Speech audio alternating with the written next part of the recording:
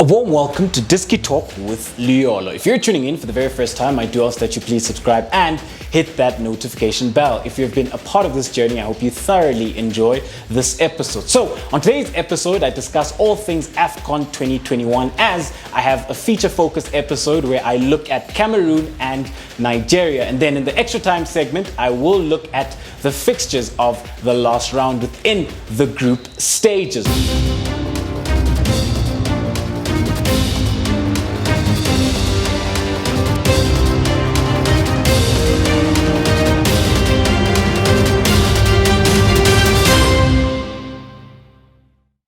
So when we have a look at it then, we will start with Cameroon, the host nation. They've been doing very, very well. And when you do have a look then at Cameroon, they do line up in a 4-4-2. And in goals, they do have Onana. This is one of their key players, a goalkeeper then who's been doing very well throughout his career. Very experienced as well. And then when you have a look at their back four, at right back, they've got Faye. As the right-sided centre-back, they've got Castileto. As the left-sided centre-back, they've got Ngedeu. And then at left-back, they've got Tolo. And then moving on then right along within the heart of midfield, they've got Anguissa and they've got Hongla. So when you have a look then at Anguissa, this is a player then who's been doing very well for them and has been key within the heart of midfield when it comes then to ensuring that he's able to progress the ball for this Cameroonian side. And also then when it comes to ensuring that he breaks down play, you know, this is a player then who's developing into a very, very fine midfielder and has been key for this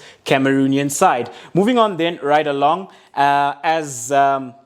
off the left, they do start with Tokoykambi, and then off the right, they do start with Ngamaleo. So when you have a look at Tokoykambi, this is a player then who has also been key for this Cameroonian side. Against Ethiopia, he did score 2 goals, and he had a very, very good performance. And as Cameroon do progress into the latter stages of the Afcon 2021 tournament, he will then be a key player for this Cameroonian side. And then when you have a look at it then up front, they do start with Vincent Aboubakar and then Chipa Morting. So when you have a look at it then, Vincent Aboubakar, this is their key player, their talisman and their captain as well. And I must say that he's led this Cameroonian side very well. He's played his heart out, and he's been very, very phenomenal in the past 2 games for this Cameroonian side with regards to his work rate, you know, and how well then he's been able to take those chances, as he does sit on 4 goals after 2 games. So, ladies and gentlemen, do let me know at home, what do you make of this Cameroonian side? Do you think they can go on all the way? Or do you feel like they will stumble somewhere when they do look to advance within the Afcon 2021? And who's been your favorite player within this Cameroonian side? Moving on then right along, the next side to have a look at is Nigeria. Like Cameroon, this is a side that has started very well, as they do have 6 points after 2 games. And then when you have a look at Nigeria, they line up in a 4-4-2 system, which then can be a hybrid of a 4-2-2-2. And in goals then, they do start with Okoye. As the right back, they do start with Eina. As the right-sided centre-back, Ikong, which is their captain. And then as the left-sided centre-back, it is Omeru, and then Sanusi at left-back. So the player then I've been most impressed by within this Nigerian side from a defensive perspective has been Eina. And what I like about him is that he's very, very solid in that right-back position. However, he's also well adept in at ensuring that Nigeria are able to progress the ball from the right-hand side. And what I like about him then is that he's such an intelligent player. So whenever Chikwueze would then keep the width, he'd look to invert. At times, you will see him even cutting in and using his left foot to either pick a pass or play that cross. This is a player then who's been doing very, very well for this Nigerian side. And the relationship that then he enjoys with his right winger.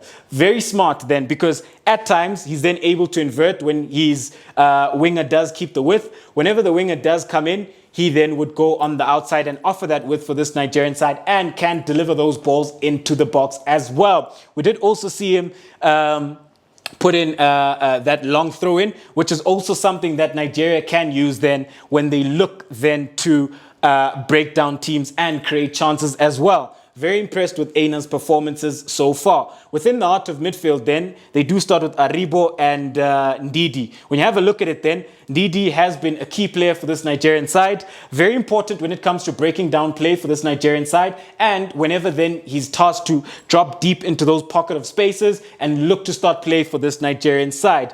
A very, very strong midfielder for Nigeria then. When you have a look at the left wing, they do start with Moses Simon. Off the right-hand side, they do start with Chikwezi. And then up front, they do start with Iheanacho and Owonyi.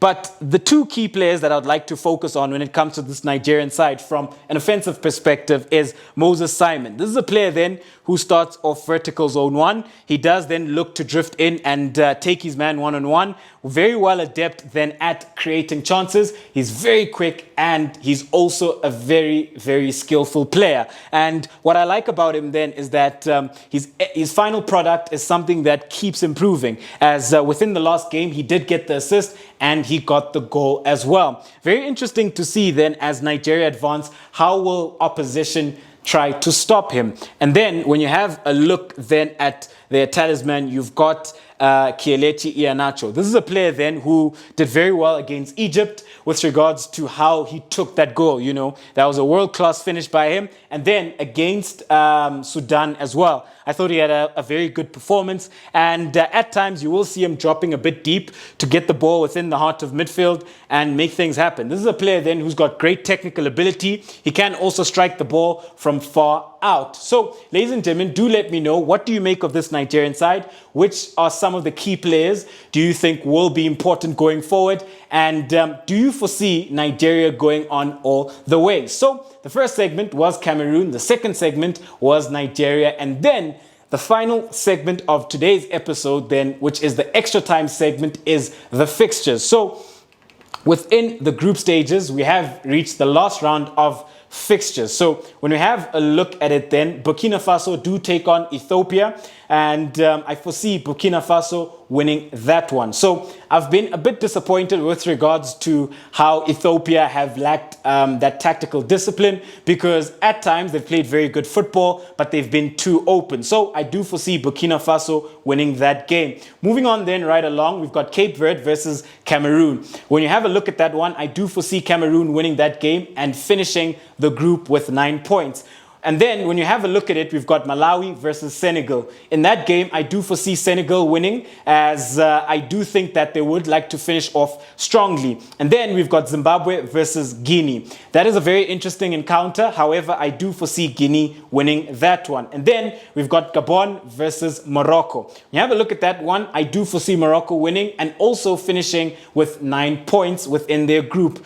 Moving on then right along, you've got Ghana versus Comoros. This is a must-win encounter for Ghana, as they have been struggling and they just haven't inspired confidence so far. But I do foresee them getting the 3 points against Comoros. And then you've got Guinea-Bissau versus Nigeria. That is a game where I think Nigeria would like to stamp their authority and end the group on 9 points. So I do foresee Nigeria winning that one. And then you've got Egypt versus Sudan. I do foresee Egypt being too strong for this Sudanese side, as I felt that Sudan at times, they've just lacked that urgency and they've lacked that quality within the right areas of the pitch. And Egypt will then be looking to finish off on a high. And then you've got Sierra Leone versus Equatorial Guinea. I do foresee Equatorial Guinea winning that one. And then the encounter of the round, you've got Ivory Coast versus Algeria. That is an encounter that I think Algeria will win. And then you've got Gambia versus Tunisia. As much as Tunisia didn't start off well, but I do foresee them improving as